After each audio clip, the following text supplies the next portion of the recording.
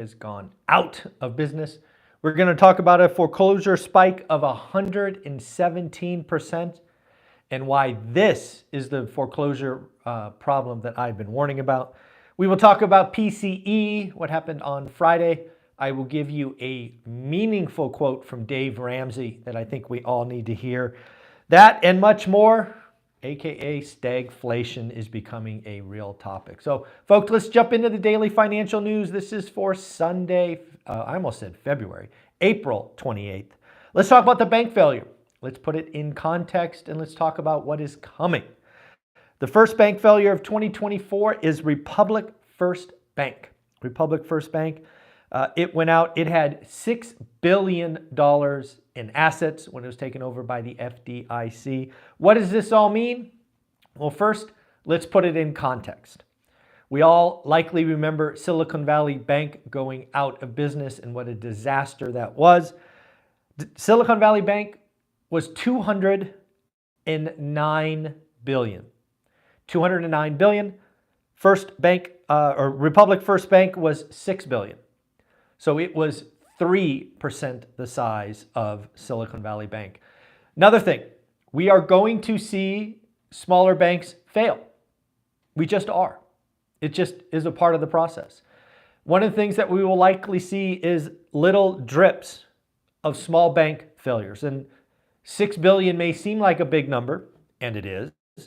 But when you put in context Silicon Valley Bank at 209, it is really not. Why are these banks going to fail? Frankly, it's their balance sheets. A lot of these institutions of the small size have balance sheets that are over-indexed on a specific sector. Now, Silicon Valley Bank was obviously tech. A Republic First Bank might be commercial, it might be something. Some of these folks are over-indexed on office. And if you are in an office market that has seen 60, 70, 80% haircuts, and in some cases 90, your balance sheet is in tatters and you will go bust. So what does this all mean? First off, let me just tell you, if you are at a smaller bank and you are fortunate enough to have $250,000 or more in an account, please de-risk that. FDIC, all good. If you are like most Americans and you have 10,000, 20,000, shoot, 100,000, I wouldn't be too concerned. FDIC has never not paid up. And again, Republic First Bank closed Friday after business. It will be open Monday. It's just how it works. They're pretty good at it. So again, yes, folks, another bank failure on the small size. We will undoubtedly have more. Do yourself some due diligence. If you're at some of these and you have some coin, be careful. Let's talk about the foreclosure crisis that I have been warning about and is now actually occurring. Folks, if you're not following Resi Club from Lance Lambert, I don't know what you're doing. Lance Lambert Resi Club puts out free articles. This is one of them. The commercial real estate foreclosures. Commercial real estate foreclosures up 117%. 117%. These foreclosures are reasons small banks will fail. It's just how it works. California, shout out California. California had 30% of the commercial foreclosures. Now, if you want to get away from percentages and go to absolute numbers, first and foremost, congratulations. You're thinking right. Good job. Here they are. Last year, we had 288 foreclosures. Commercial foreclosures. We are now up to 625. 625. That is the highest number for the month since March of 2015. That should make you pay attention, right? That's nearly 9 or 10 years ago. So again, 625 foreclosures in the month, up 117%. And these foreclosures will be the reason some small banks fail. It's just how the system works. Let me give you a quote from Dave Ramsey, folks. One of the reasons we did not quote a lot of content or create a lot of fresh content last week, we gave you The Uneducated Economist, Derek That ADU Guy, and more, hopefully you enjoyed those videos because they are amazing, is because I was at a 3-day event with Think Media, Sean Cannell, and Dave Ramsey, of all people, Dave Ramsey gave the best keynote presentation I have ever seen. Now, if you watch this channel, you're in real estate, you probably have the same discomfort with some of what Dave says. Dave, first off, has been a content creator for 40 plus years. And I will give you two takeaways that I hope you feel. One, stay on message. Dave Ramsey, for all that he is, has done the same message for 40 years. He's not listening to trolls under the bridge. He's not taking a poll. If you don't like what he says, go somewhere else. I think that is so powerful. How many of you have an opinion, a passion, an interest, and then let the trolls dissuade you? You're not taking a poll.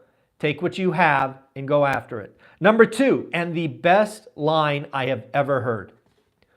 You got to remember, Dave Ramsey, I don't know what he's worth, maybe $1 billion, whatever it is. He said, and again, remember, he's been doing this 40 plus years. He said, 90% of the stuff that we create at Ramsey Solution fails. 90%. People know Dave Ramsey and Ramsey Solution for 10% they got right. How many of you are out there trying to do something and failed and gave up? Again, Dave Ramsey, top 3 podcasts, top 4 content creator. 90% of the stuff he tried failed. He just kept going. He kept doing the work. Folks, there's wisdom in that. And again, I went into that keynote presentation hesitant. I'm glad I had an open mind and listened. And yeah, I guessed what Dave Ramsey's worth. All I know is he's worth a heck of a lot more than me. And he deserved that. So again, that was a pretty interesting presentation. Let's talk about key earnings. We got a lot of earnings coming in. We are in earnings season. I am curious what is going on with the consumer, what is going on with banks. First off, on Monday, we will get Domino's Pizza. Domino's was obviously a big winner during the pandemic. It'll be interesting how they do this quarter, how their yearly comparisons are. Also on Monday, we start getting more and more regional banks. I'm very interested in what the regional banks have to say. Tuesday, we are going to get Coca-Cola. Coca-Cola for me is that indicator of worldwide consumer, right? I have been all over the planet, thankfully for my travels, and Coca-Cola is known nearly everywhere. So Coca-Cola, are they hitting it? Are they missing it? What is going on with the world? We will get Amazon numbers, what's going on with Amazon Cloud, what's going on with Amazon shipping, consumers, and we will get Starbucks. Remember folks, Starbucks is an indicator for me of China. You can go back and watch the daily financial news when Starbucks reported. I always highlight, I want to know what's going on with the Chinese consumer. Starbucks was the first company that reported China weakness, and it gave us an early warning. So what is Starbucks saying about China? Wednesday, Norwegian Cruise Line. Are we still seeing the consumer spend? That's what I'll get. What does bookings look like? Are they discounting? Norwegian Cruise Line will be important. We'll also get Etsy. What is going on with Etsy stores and Etsy consumption will be very interesting. Thursday, we will get Apple, Wayfair, and Expedia. Apple, what is going on with the high-end consumer? Expedia, what is going on with travel? I really want to know what's going on with travel, and Expedia will come Thursday. And then Friday, we'll get Hershey. I don't know if I've talked about Hershey before, but heck, I want to know what's going on with Hershey given all these crazy coca prices. Have you guys checked out what happened with coca? Man! So I can't imagine a company more impacted by coca than Hershey, so I will be interested to see what they have there. Folks, did you get the Zuber letter? Yes, we released the Zuber letter last Wednesday, edition number 2. If you haven't gotten it yet, go ahead and sign up at zuberletter.com. This is where we consolidate the weekly content we create into a single topic and put it out to the world. Yesterday or last week, Zuber letter number 2, we talked about why 8% mortgage rates are a good idea, why it can help us heal the market, why 8% cost of capital is good for investors and home buyers who will do the work, who will find the motivated sellers, who will write disrespectful offers. Let's talk about Blackstone. Woo! Blackstone. I have called Blackstone, specifically Jonathan Gray, one of the best real estate investors ever. I have put him on the Mount Rushmore of my investors, but boy, did they miss on this one. Yes, folks, Blackstone had a property at 1740 Broadway. They bought this building. They bought this building in 2014, 10 years ago, for $605 million, 605. They just sold it, 185. 185. That is like a, wow, 60% haircut. 60% haircut. Yes, folks, this is why we are seeing foreclosure crisis in commercial. This is why we will see bank failures on the small side, like Republic First Bank that went out last Friday. Folks, there's a lot going on. Also, we are seeing more and more people talk about stagflation. Thankfully, if you are a member of this channel, you have known that stagflation is a real possibility for quite a while. So folks, I hope you're having an amazing day. We've got 2 people to congratulate. One of the things I love about this channel is this is my way of reaching out and telling you congratulations, giving you a pat on the back. Let's congratulate Len. Len, congratulations on getting your first deal. You wrote disrespectful offers, you followed up, you got a discount on price, you got closing cost credits. Len, congratulations for doing the work. You are amazing. Keep it up.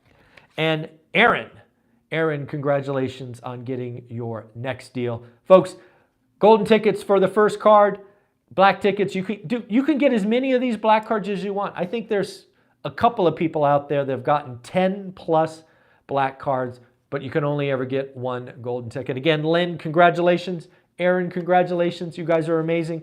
Like, subscribe, comment, become part of the family. Until next time, bye-bye.